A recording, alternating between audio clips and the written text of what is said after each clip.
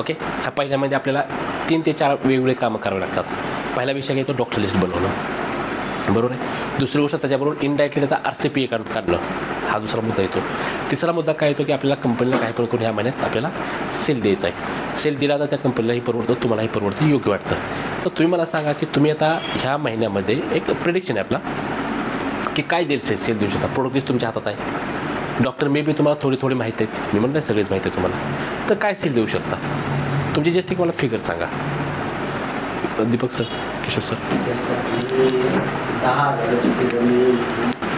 बरं ठीक आहे. दीपक नक्कीच काय अडचण नाही. हां तुम्ही पण 10,000. तुमचं काय मत आहे? ओके असं 10,000 जाऊ शकता. ठीक आहे.